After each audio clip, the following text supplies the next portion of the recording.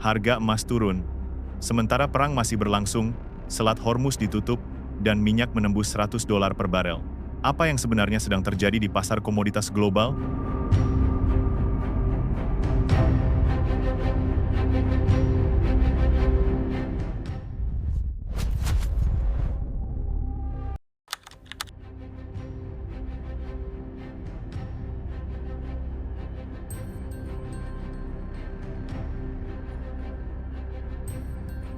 Bagi kebanyakan orang, logika sederhana soal emas selalu sama. Dunia tidak aman, beli emas.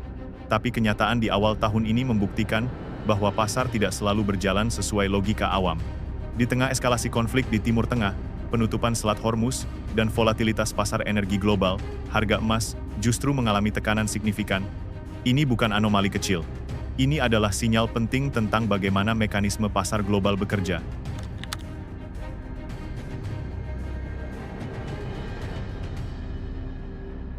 Emas memang dikenal sebagai aset safe haven, tempat berlindung saat ketidakpastian meningkat. Tapi gelar itu tidak berlaku otomatis di setiap situasi.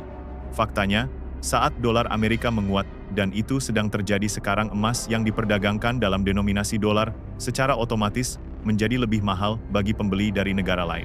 Permintaan global turun, harga ikut turun.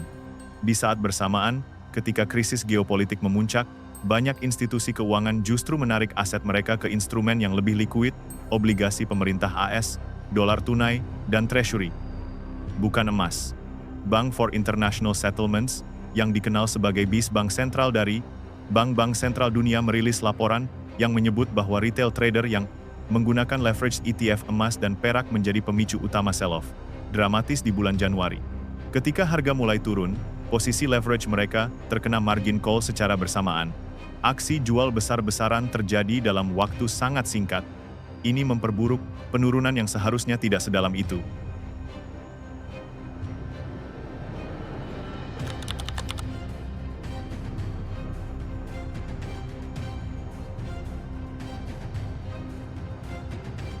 Ketika Selat Hormuz, jalur pelayaran yang mengangkut sekitar 20% pasokan minyak dunia, ditutup akibat eskalasi konflik, harga minyak mentah langsung merespons.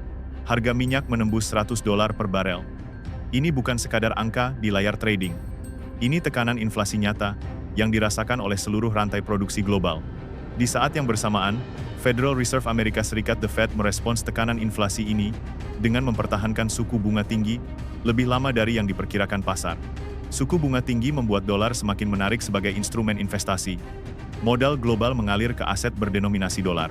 Dan karena emas tidak menghasilkan bunga, tidak ada yield, emas menjadi kurang menarik dibanding obligasi AS yang sedang menawarkan imbal hasil kompetitif.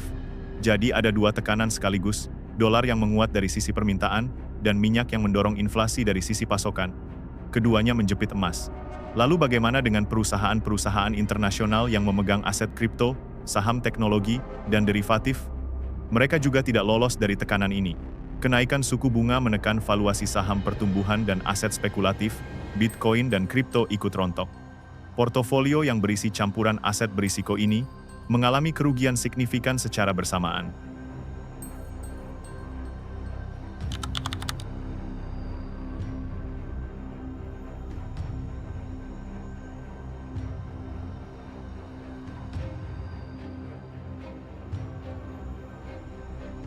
Mari kita lihat lebih dekat temuan dari BIS. Dalam laporannya, BIS menemukan bahwa lonjakan penggunaan leveraged ETF emas dan perak oleh investor retail berkontribusi langsung pada amplifikasi penurunan harga di bulan Januari. Apa itu leveraged ETF? Ini adalah instrumen yang memungkinkan investor mendapatkan eksposur 2 kali lipat atau 3 kali lipat dari pergerakan harga aset tertentu termasuk emas. Keuntungannya bisa besar, tapi kerugiannya juga bisa 2 hingga 3 kali lebih besar dari penurunan normal. Ketika harga emas mulai bergerak turun didorong oleh penguatan dolar dan aksi jual institusional para retail trader yang memegang posisi long dengan leverage ini menghadapi margin call. Margin call artinya, broker secara otomatis melikuidasi posisi mereka untuk menutup kerugian. Semakin banyak posisi yang dilikuidasi, semakin banyak tekanan jual yang masuk ke pasar. Ini menciptakan spiral penurunan yang mempercepat dirinya sendiri. JP Morgan dalam sebuah laporan riset mereka menguraikan skenario di mana harga emas bisa menembus $6.000 per troy ounce. Skenario ini tidak main-main. JP Morgan adalah salah satu lembaga keuangan terbesar di dunia. Tapi perhatikan kata kuncinya. Skenario. Ini bukan prediksi jangka pendek. Ini proyeksi berbasis kondisi tertentu, termasuk dedolarisasi bertahap, akumulasi emas oleh bank sentral negara berkembang, dan pergeseran alokasi aset global secara struktural.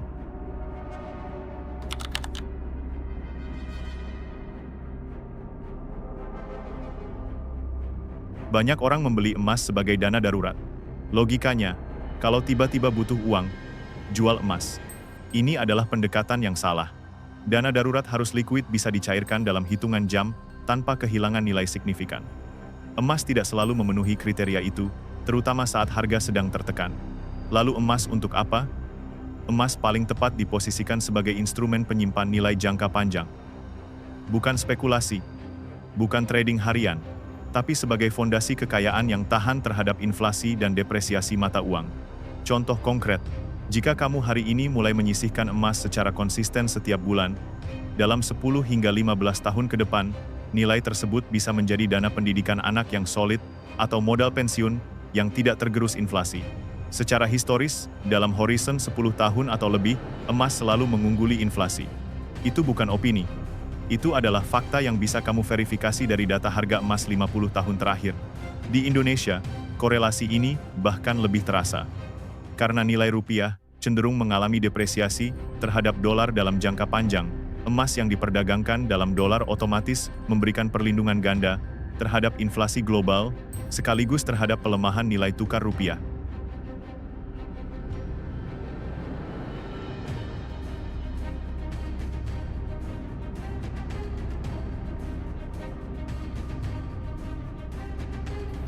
Ya, kalau analisa saya bahwa harga emas ini kemarin sudah turun paling tajam. Ya, kemungkinan besar akan kembali naik ya karena kemarin akan ada satu perang yang diduga menunggu 7 hari kembali. Nah, ini sebenarnya kesempatan bagi masyarakat ya untuk melakukan pembelian kembali. Harus ingat bahwa investasi di logam mulia itu jangka menengah, jangka panjang, bukan jangka pendek. Artinya apa? Bahwa pada saat harga emas yang mengalami koreksi, mengalami penurunan, itu kesempatan ya bagi masyarakat itu untuk melakukan pembelian. Gimana caranya? Bahwa investasi saya itu harus digandakan, baik emas fisik maupun emas digital. Sehingga apa? Sehingga nanti kita melihat di akhir tahun itu akan ketahuan berapa keuntungan dari investasi masyarakat di logam mulia. Memang kita tahu bahwa kemarin pada saat harga 3 juta, bahkan masyarakat sobo, terutama adalah Gen Z. Tapi bagi saya tidak jadi masalah. Pada saat terjadi koreksi ini adalah biasa ya dalam transaksi, dalam investasi di logam mulia. Kita harus ingat bahwa logam mulia itu adalah lindung nilai. Artinya apa? Bahwa kapanpun ya hari ini mengalami koreksi, kapanpun pasti akan mengalami kenaikan. Harga 3 juta kemungkinan besar akan kembali terjadi di minggu depan. Ya, artinya apa? Ini harus siap-siap lagi. Jadi masyarakat pada saat harga rendah, ini ya diharapkan ya masyarakat untuk kembali masuk investasi di logam mulia. Itu Mbak Nova. Oke, lagi-lagi kalau misalnya kita investasi logam mulia, berpikirnya tentu untuk jangka panjang, nah ini justru jadi kesempatan beli kalau tadi kami tangkap. Lantas gini Pak, kalau lagi ada perang, kayak misalnya sekarang Iran versus Amerika Serikat dan juga Israel, biasanya kan emas naik, kok sekarang malah jadi turun, ini penyebabnya kenapa Pak Ibra? Ya, jadi begini. Jadi di Timur Tengah ini kan permasalahan kan masalah minyak. Ya, kalau minyak kemudian mengalami kenaikan akibat perang di Timur Tengah dan penutupan Selat Hormuz, ini akan membuat apa? Membuat inflasi semakin tinggi. Kalau inflasi semakin tinggi, masyarakat, investor itu akan beralih ke safe-nya adalah ke dolar Amerika. Nah, sehingga apa? Sehingga dalam pertemuan Bank Sentral kemarin, ya Bank Sentral Global itu bersama-sama itu mempertahankan suku bunga, bahkan ada yang menaikkan suku bunga, yaitu apa? Bank Sentral Australia. Bahkan dalam pernyataan Bank Sentral Global minggu kemarin, kalau seandainya Selat Hormuz masih ditutup, di bulan depan bisa saja Bank Sentral Global akan menaikkan suku bunga. Nah, kenaikan suku bunga inilah yang membuat investor melakukan taking profit ya terhadap apa? Terhadap emas dunia dan logam mulia. Itu Mbak Nova.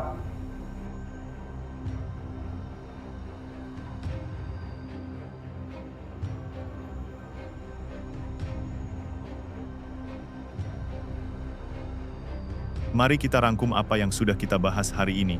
Pertama, emas turun bukan karena dunia aman. Emas turun karena dolar menguat, suku bunga tinggi, dan mekanisme leverage retail trader memperparah tekanan jual. Kedua, konflik geopolitik dan kenaikan harga minyak tidak selalu menaikkan harga emas dalam jangka pendek. Pasar bekerja lebih kompleks dari itu. Ketiga, emas bukan instrumen untuk menghadapi kedaruratan bulan depan. Emas adalah instrumen untuk melindungi nilai kekayaan kamu dalam 1 dekade ke depan. Dan pertanyaan yang ingin kami tinggalkan untuk kamu renungkan, kalau bank sentral negara-negara besar dunia terus menambah cadangan emas mereka secara diam-diam, apa artinya itu bagi nilai dolar dan aset yang kamu pegang sekarang? Tulis pendapatmu di kolom komentar. Kami baca semuanya.